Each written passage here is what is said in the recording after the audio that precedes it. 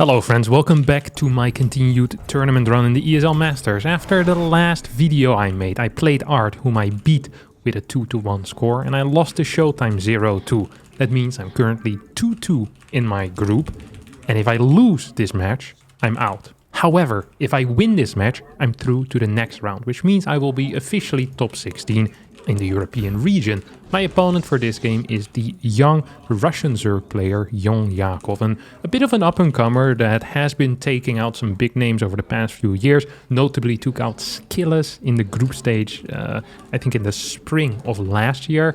And every now and again has one of these performances where you look at it and go like, huh, this guy is not half bad. I do believe, however, that I'm favored. And so I've prepared some very standard play, really. My goal here is to play multi-Oracle openers and follow it up into Blink. I've practiced this quite a bit. I've actually been feeling quite bad over the past 2 days. I caught a little bit of a flu, I think it was last Wednesday or last Tuesday, and my practice results haven't been as good since then. Had some poor nights of sleep as well, but that all happens, and when it's tournament time, you kind of need to forget about that. So we're starting here with what was a very early scout, a pre-pylon scout, in an attempt to block my opponent's natural. However, Jon Yakov went for what is also known as the Eric build, a 15 hatchery, or maybe even a 14 hatch, and then a 15 pool before he gets his first Overlord out. So everything is a little bit faster. Economically, it is quite a bit weaker, but you don't have to deal with your bases being split. And as my goal was to get his bases split, he technically won the opener here. Now, I am winning the game of harassing his minerals, as this had been one of the worst performances that I've seen in my life of trying to deal with a harassing probe. So basically, at the start of the game, from minute 1 till minute 2, most of the time the Protoss player tries to keep his probe in the main base of the Zerg, and tries to mine from patches where the Zerg is trying to mine as well, with the goal of bouncing the probes or bouncing the drones around so that they're not efficiently mining. I think in this particular game, I probably dealt damage somewhere around 15 to 20 minerals. Now, you might be asking, why don't you just send the probe back home? The reason for that is because I need to scout with that probe to know how many links are out, to make sure that they aren't just moving across the map, that isn't drone pooling early on. If you send your probe back too quickly, all of these could be significant risk, and holding any type of link flood is a lot harder the earlier you send it back, because it allows the Zerg to send those units on the map a bit quicker as well. So, as mentioned, I decided to go for a multi-Oracle opener. And if you're playing multi-Oracle, you're going to need a Stargate as well, and that's exactly what I'm doing here, opening up with a Stargate first before Warp Gate. That does mean that what I'm doing here is fairly transparent. My opponent should be aware as to what I am doing over here. As I cancel this shade, no real need for me to lose that adept for free, and I start my first Oracle. Second adept is on the way as well, and I'm going to build a third adept just behind this. Now, my pylon is actually a little bit late, and I'm very careful to make sure that my pylons scout my entire main base. The reason for this is because Jon Yakov is known for playing Nidus builds, and whether that's going to be some Queenling Nidus or some Roach Queen Nidus, he just loves playing these little wanker builds, and I don't like playing against them as much, so I gotta make sure that I have vision in my main at all times. As the second Oracle now starts, I think I'm sticking around for perhaps a bit too long here with those 2 adepts, and I'm also now realizing that my third adept is actually moving across the map rather than standing in the wall at home. That is a pretty significant error here. I'm like, wait a second, where's that adept? And there's supposed to be someone in the wall there, and there indeed is supposed to be somewhere in the wall, but he ain't there right now. As I get a bit of a scout. Third base was very late out of my opponent, but I haven't really confirmed or denied anything yet. I haven't really gotten the visual confirmation of what my opponent is doing. Is there like some weird Baneling rush, which is something that he does like to do, and he did in the previous round against a player called Gerald as well?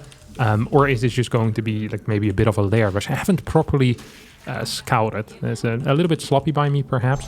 Definitely a bit sloppy. So I throw down my Twilight Council and start saturating my gases. Double gates as well, as I think one of the mistakes that you can definitely make if you're the favorite player is playing way too passive. This is a very common mistake as well. Now I see the Hydra then, by the way, where you're just sitting at home and you're letting your opponent do whatever. And then if they play very greedy, or if they play greedy into an all-in, you end up just dying because, you know, they took so many kind of liberties that they're not allowed to take. So I always like to put on a little bit of pressure, especially if I'm favored. And just in general, I like putting on a bit of pressure. It's not like I'm saying, hey, my opponent is 400 MMR or 300 MMR lower than me. Let me completely switch up my game plan. No, I, of course, take some extra safety precautions. And I figure out what my opponent's preferred all-ins are. But it's not like I'm going to completely change my plan just because my opponent is technically in a macro game is going to be a little bit worse. As I get a couple of kills, I'm very happy with this because he has very weak eco, and the reason for that is because he had to rush out gases in order to get these Hydras out, as I have to activate my Oracle there 2 more times, losing 50 energy to kill 1 drone. Not the ideal thing to do, but overall I feel like I'm in a very comfortable position here. I throw down a forge. I have cut a bunch of workers. That is not because I am bad at macro, although I am bad at macro. This is because I wanted to fit in a couple of batteries, which are not usually in the build order. Because he's rushing Hydras. I haven't necessarily gotten a confirmation that he's trying to kill me with those Hydras, but I do believe that he might have had some nefarious plans here, but so far he isn't really executing them. I'm just trying to figure out if he actually has a fort base or not. So far I'm not really seeing it. I do see 4 Hydras, and I'm honestly a little bit sad that I'm not moving out on the map yet. Although at the same time I also understand why I'm not moving out on the map. The reason why I'm not moving out on the map, or why I'm not on the map yet at this moment, is because I'm kind of afraid of an all-in. And I'm like, well, I'm up in eco, why would I be out on the map? But at the same time, I did go for a pressure build, and not pressuring with a pressure build is kind of idiotic, honestly.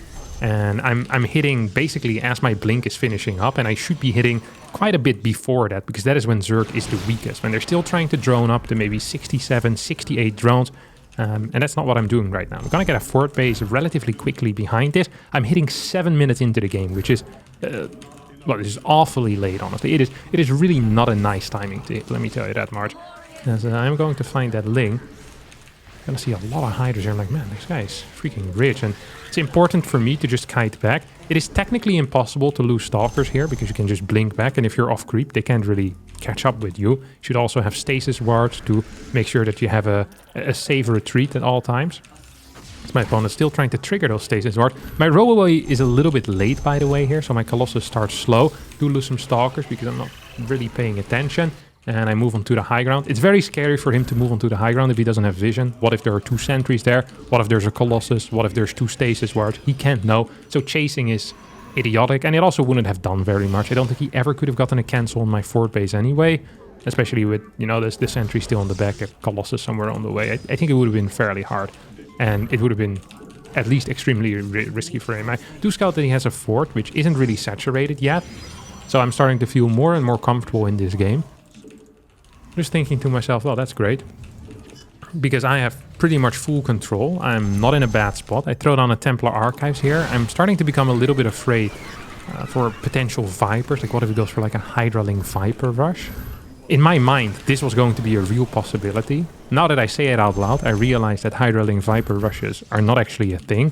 But for some reason in my mind, after seeing the fast infestation pit, I just kept repeating to myself, oh, it's going to be Vipers. It's going to be Vipers. Surely the Vipers are about to pop out. So even here, I'm like kind of careful. I'm like, oh, let me move back real fast. I'm like, wait, Lurkers? Right, it's gonna go Lurkers. That's what they do.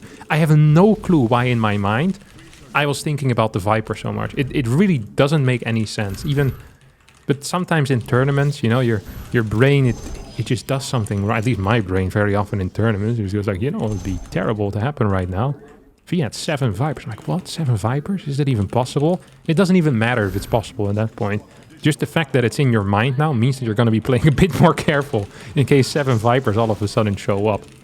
The reason, by the way, why this is completely unviable for my opponent is because he's been playing low eco. And Vipers are extremely gas intensive. So if you're getting of 8 gases, you're getting Lurkers. If you're getting Lurkers of 8 gas, you're not getting Vipers. And if you're getting Vipers of 8 gas, you're not getting Lurkers. And if you're not getting Lurkers, you're gonna die to a maxed push. Even if you have 2 Vipers, like, it doesn't matter. You're just gonna straight up die, because maxed Hydra Ling doesn't actually do anything. You're gonna need Banelings, but if you have Banelings, you probably can't afford the Lurkers. The problem is just for my opponent is that, well, Young Yakov doesn't have a whole lot of gas. That's just the main issue. And I've been playing very poorly. As you can see, I've gotten the Templar Archives extremely quickly because I was so afraid of the Vipers. And now I'm kind of like, well, do I want to play Storm here? This feels weird. I wanted to transition into disruptors as well, but now it feels like that's too late. So I think I've lost one disruptor, and I think I end up canceling the next one, just go into a higher immortal count, because I know my opponent's going to be stuck on lurkers for a very long time. If my opponent, like the only realistic transition that a Zerg can make from Hydraling Lurker eventually is maybe Hydraling Lurker, add some Banelings, and then in the very end you can perhaps add like a capital unit, and whether that's the Ultralisk or the Broodlord, most of the time it's like Broodlord Infestor type of stuff, which isn't so bad, but it's also very expensive, so it's not really viable at the moment. And on top of that, because there is no creep whatsoever, I'm not afraid of Broodlords. If my opponent has 7 Broodlords now, imagine that was possible, I could just base trade the entire time. And then he's caught across the map with his Broodlords, and usually Zealots are better at killing stuff quickly at a, you know, at a cheaper rate as well. Now he tries to go for, well, what pretty much is an all-in push. I see that. And I have this Zealot run-by that's being sent out. I send it back home. At the same time, I have another Zealot run-by that's being sent out. So 2 Zealot run-bys. I don't think I quite have a Prism yet. If I do, I haven't sent it in yet. Here comes maybe a Disruptor shot, Kevin. No, maybe just lose the Disruptor for free. That's also allowed, of course. It's not the end of the world. This is a good trade for me. At the same time, I have that Zealot run-by that pushed back a lot of his forces. I do see that he's probably up to 10 gases at this point. Starting to become a little bit afraid. My trades haven't been perfect. And the one thing that you gotta keep in mind is that once the lurker count gets very, very high, is that you're gonna need higher immortal counts as well. Right now, I think my immortal count is somewhere like 3 or 4. Because I was so slow at starting immortals. Because I debated, hey, do I want to get Disruptor first? Or do I want to get something else first? Like, what's my actual plan? I'm just trying to get a little bit of information here. Seeing what he's up to, where he is at the moment. Let's get a couple of links for free. See him burrow there with a lurker on the bottom side. Here he comes. Managed to get a feedback off on that Viper. Very well done by me, if I may say so myself. And I may. That's my job. So this base is secure. It's very hard for Zerg with Lurker to attack into that spot, because the moment you walk into the cannon wall, you also set yourself up for an easy flank from the Protoss side. As I move in here, I get a couple of these Lurkers with some nice storms. He continues pushing in. I was very surprised by this move. And at the same time, I also managed to feedback, I think it was 1 Viper. So I feel very comfortable in my position. There's still no creep. I'm getting a mothership at this point, though. Didn't quite see this one coming. My bad. But because +2 Banelings don't one-shot anymore, also not the end of the world. Here comes my Prism. Does have the Prism speed, or the Gravitic Drive, as people call it. And I enter his main base. It's really just a perfect moment for me, because it allows me to get a couple more Immortals out. I send the Prism away. This is an important move that I still do too little, where I keep the Prism alive. This is great because you can come back with the Prism later on. It's a very high tier move, I have to admit. It's like keeping your harassing units alive. I know this is not a revolutionary concept, but sometimes the non-revolutionary concepts are still very good. And this is definitely very good. If you can keep the Prism alive, you can send it back in another time, and your opponent can't do much about it. As we see the Hydra move across the map, his Vipers in the main don't quite have anything ready yet. And now we're gonna see if he managed to rotate his lurkers in time, to which the answer is a no. I fly my Observer into a Spore, which I almost lose to that Spore.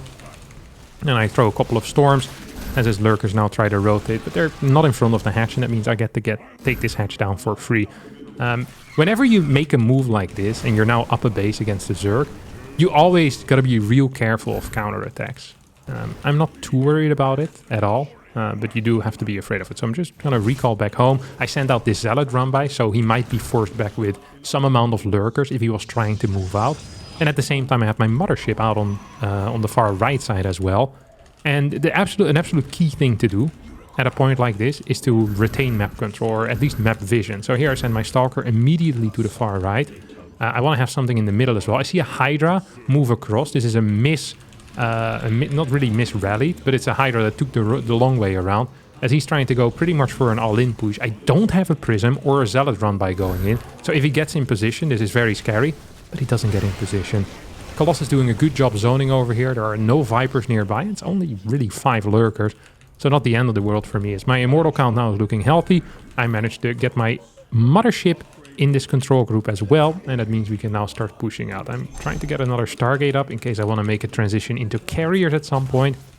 He flanks me with a lurker. That never really works out. It's really not the most powerful thing to flank with. My goal here is really to clear the detection. Might have made it a bit too obvious using a storm on an overseer. Didn't even really get it, as here he doesn't pull in my mothership, instead goes for individual immortals. I did not manage to feedback very properly, but I don't really think it matters at this point. I send in a run by over towards his 5th base, so in case I can't kill him straight up, I say, you know what, maybe I can just kill your 5th base at least. And yeah, overseer shows up a little late, but even an overseer being late for like 5 or 6 seconds means you're down 3-4 lurkers. I win game number 1, and I'm pretty happy with the way I played overall. Second map is on side Delta, and because he decided to 14 hatch in the first game, I decided that this time around, you know what, I'm not even going to try to block you. If you're playing 14 or 15 hatch or whatever crap it is, I'm not even going to bother. So I'm going to save, I think it's about 50 minerals or so that you save by sending it out a little bit later.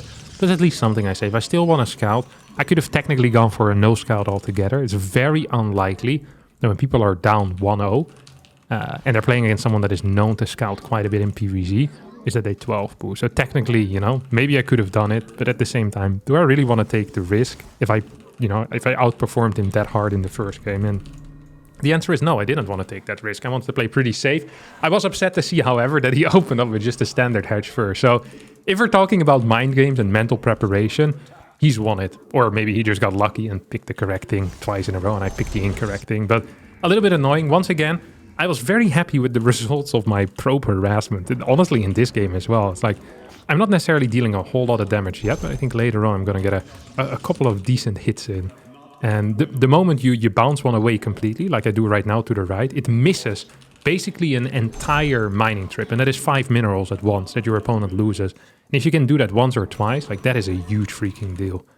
Well, the more you can do it, obviously, the better it is. But usually what happens against very high-level Zerg players, you don't get any major bounces. Like they sometimes miss part of a trip, but you never get the full 5. And here I get another 5. Basically him just missing an entire mineral wave, or whatever you call it, with a single drone.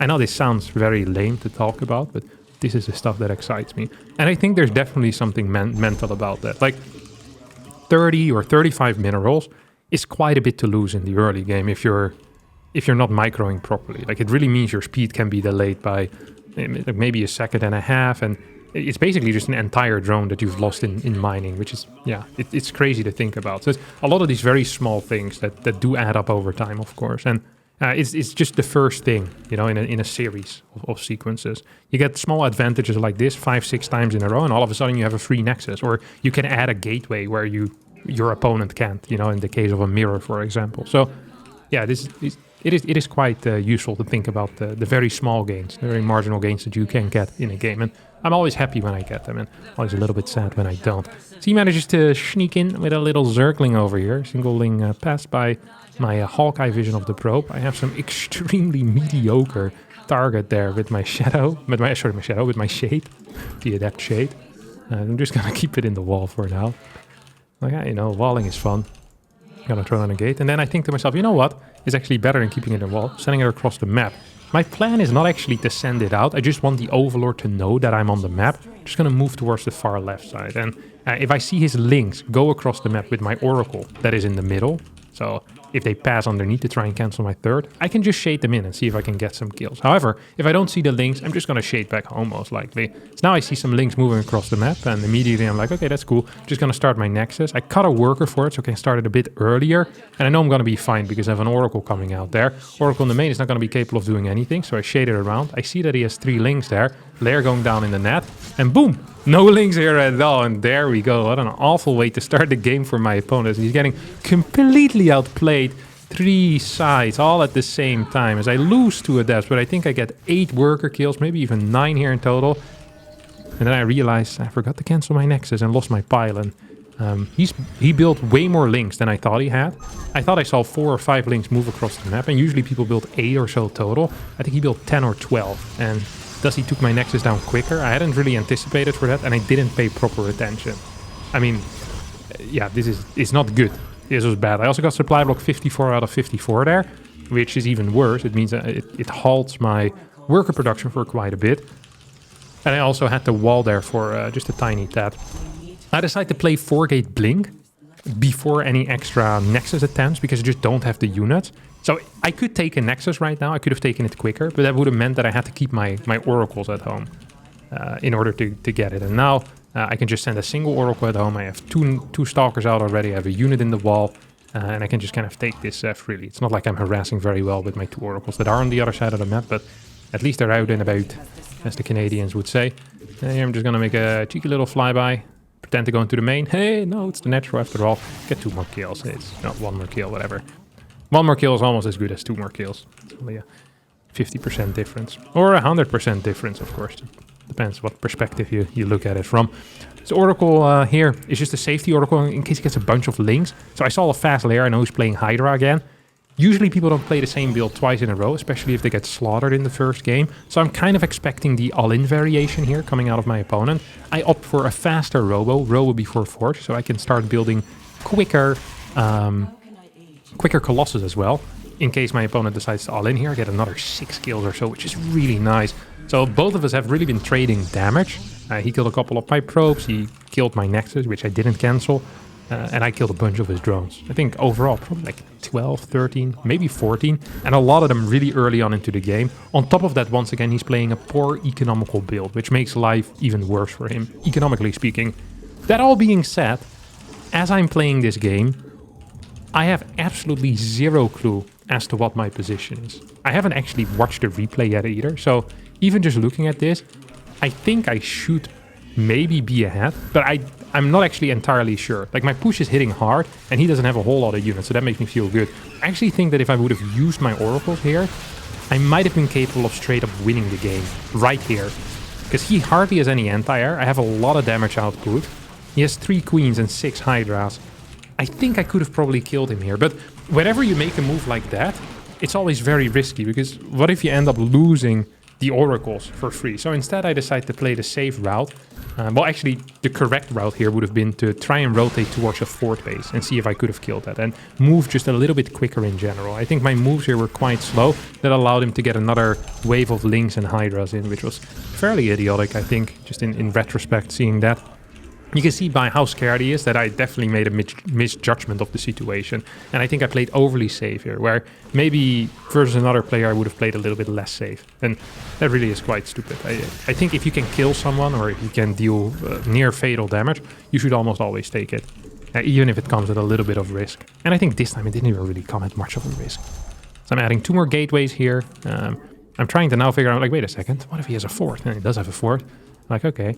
No workers there, though, so I'm happy about that. If we're even in workers, that's good for the Protoss, especially if your army consists of Hydraling. Honestly, no matter what the army consists of. Unless there's 20 Mutas right now flying to my main base, which is impossible because there are like freaking 15 Hydras out. But in the hypothetical scenario, then maybe even workers is fine for my opponent. But otherwise, even workers, always good for the Protoss player. Always, always, always. That's trying to keep all my Oracles alive, and I'm doing a good job at that. I have a Prism out. I decided to go just for a single Robo this time around. Not entirely sure why. I think I wanted a slightly faster fort base, but I'm not really getting it. So, because he didn't have any workers. I think that honestly was the plan. Like, okay, faster fort, get 8 gateways, a bunch of charge lots out, and play a very active game where we're trading a lot. That was my plan. But then when I saw that he was already morphing lurkers at this point, and that he was on super low eco, because there really was nothing mining from that fort, I decided, you know what, let me actually add some of these robotics facilities. And I add 2 robos. Now, this sounds like a kind of a newbie way to deal with lurkers, because I hear you guys screeching in the background, what about the Viper? What if he gets Vipers? I was like, well, his gas count is so low right now, and I've explained before that if Zerg is on like 6 gases, like he's not even on 8 yet, maybe now he's about to be on 8 gases, they can't afford both lurkers and Vipers. So I do get a cancel here, by the way, just want to point that out. So I'm like, okay, if I just mass disruptors and the rest of my units are zealots, which don't cost any gas, I don't think he can keep up. So even if he gets a couple of these abducts on my disruptors, I basically am just outproducing. I'm saying, okay, you can have my disruptors, but every time you take out one disruptor, I'm also going to be taking out some of your stuff. I'm going to be taking out some lurkers, maybe some hydras, and you're going to need to reproduce this because Vipers don't fight. They're really just a unit that assists. You know, they help you to kill stuff, but you need your own units to kill after the Viper pulls it in. So it becomes very difficult for the Zerg if they're this low on gas to fight against high disruptor count. So I'm like, okay, triple robo. I think I even could have gone for 4 robo, honestly. I decided to also add a second forge because I'm really cool like that. And I'm like, I think it's good to have these types of kind of safety mechanisms that don't cost a whole lot, but could help out so much later on. So imagine we get into a super late game here and my opponent gets Brute Lords. There's a big difference if I have 3-3 units or 3-3-1 or just +3 units, right? That is a huge difference. And because the moment the Brute Lords come out, they're going to have 0 upgrades. And the Broodlings probably are not going to have too many upgrades either, because my opponent is going range upgrades, not melee upgrades. So it's just one of these little safety mechanisms that really doesn't cost me that much. So over 2-3 minutes or 4 or 5 minutes, it might cost me like 1,000 resources, but it's going to be super helpful if the game accidentally does go long, which is not my plan, by the way, because I'm technically kind of disruptor all in here. Despite being maxed out, that's pretty much what I'm doing. So I'm standing over here. I have run-bys going out. Majority of those are just going to be pure zealots. There are a couple of stalkers there, because all of my gas is just going into other things. And it's not that bad to have a little bit of gas left over either. I only have 2 disruptors here. I'm not sure why. It shows 5 in my control group. I think we're about to find out why that is the case. That's he has a decent army over there. Like, yeah, where's my disruptors? I have 4 in my control group. 3 bumping into the night guard. The zealot hasn't had anything to do. It's like, no sir, I've been told to hold position over here, and no, we can't afford the doors. Like, all right, buddy, calm down. So we hardly see any Vipers here, and just a high amount of lurkers. As I start my upgrade, start the Templar Archives as well. Do want, in case he's getting a lot of Vipers, you know, maybe capable of throwing down a feedback or something. And now I just start pushing forward. I have so many freaking disruptors. Here comes the first, first abduct. It's gonna probably hit another one if I ain't careful. But I also snipe the Viper. So I kill 2-3 lurkers and a Viper, and I lose 3 disruptors. That is a good trade for me. I'm very happy with that. I don't need gas as badly as he does. His comp is literally a massive gas sink, while my composition is honestly a sink of nothing. My zealots are like a mineral sink, but that's about it. And because my production is so high as well, every time he abducts 2 and then he has to regain and get some freaking energy, I'm already going to have 5 more disruptors. Every time he sees me, I just have more disruptors. It's like that 14-year-old friend that you have that in 2 weeks grows like a massive beard. Like, holy crap, I didn't see you for 12 hours. You have a beard like 15 centimeters long. How is that possible? I've been growing this one for 5 years. You can barely see it. You need like a microscope in order to see it. That's kind of what his experience is like right now. And this zealot run-by is a banger. Saved up a bunch of zealots. He now needs to deal with that, but he can.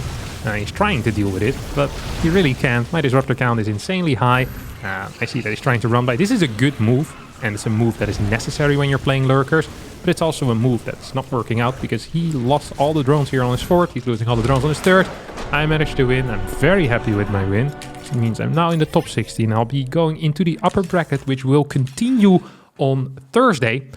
So be sure to stay tuned for all of that. I'll be making a video of that match as well. Thanks so much for watching. Hope you did enjoy it. And I'll see all of you next time for a new video. Good job, Kevin. You deserve your dinner.